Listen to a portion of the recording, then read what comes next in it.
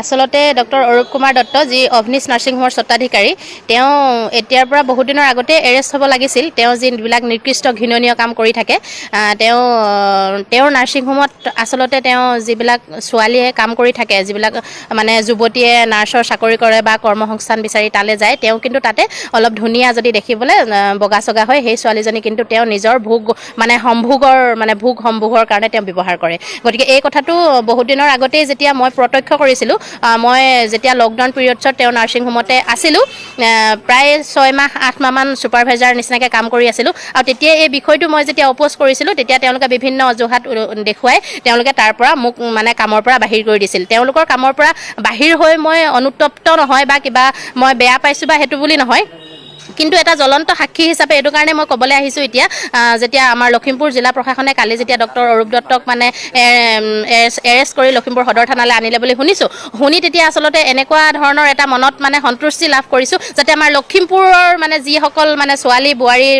পৰা আদিকে যিসকল আছিলে নাৰ্ছিং হোমলৈ যোৱা, তেখেতলোকে কিন্তু এটা বুঢ়া বাঘৰ পৰা নিজকে বচালোঁ বুলি তেওঁলোকে মানে ভাবিছে আচলতে বা ভাবিব।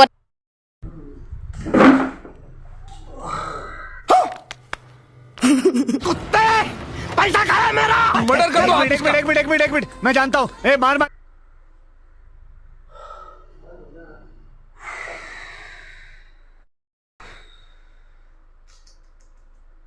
কি কম আৰু ক'বলৈ বাকা নাই। মই মানে কৈ নিজে মানে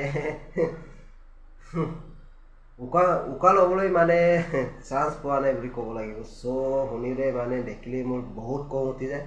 ডক্টৰ অৰূপ দত্ত মানে লখিমপুৰৰ এজন ডক্টৰ আছিলে।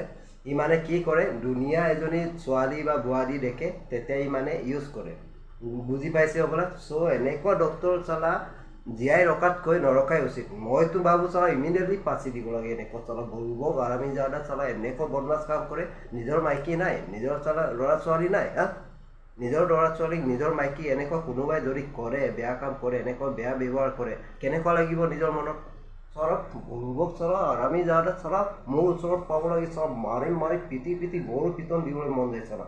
এনেকুৱা চালা ডক্টৰ, ইহঁতক মানে ডক্টৰ বুলি ক'বই নালাগে। ইহঁতক কি কৰিব লাগে গাইজ কমেণ্ট কৰি কমেণ্ট বক্সত জনাব।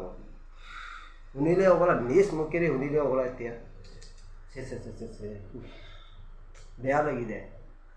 বেচেৰা ইমান দুখীয়া ঘৰৰ বোৱাৰীবোৰ এই নাৰ্ছ কি কাম কৰিবলৈ যায়, ইহঁতক কি কৰে নিজে ব্যৱহাৰ কৰি আছে, নিজে ইউজ কৰি আছে।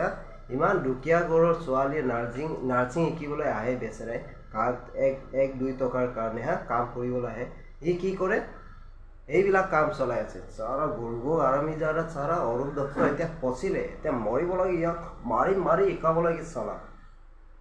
বেছি মই ভিডিঅ'টো দীঘল নকৰোঁ। যিসকলে মোৰ ভিডিঅ'টো চাই আছে প্লিজ লাইক কমেণ্ট শ্বেয়াৰ কৰিবলৈ নাপাহৰিব আৰু চেনেলটো ছাবস্ক্ৰাইব কৰিবলৈ নাপাহৰিব। আৰু কমেণ্ট বক্সত কমেণ্ট কৰি জনাব এনেকুৱা ডক্টৰ টকাতকৈ নথকাই উচিত, হয়নে নহয়? কমেণ্ট কৰি কমেণ্ট বক্সত জনাব। বাই বাই, আকৌ লগ পাম নেক্সট ভিডিঅ'ত। Bye bye.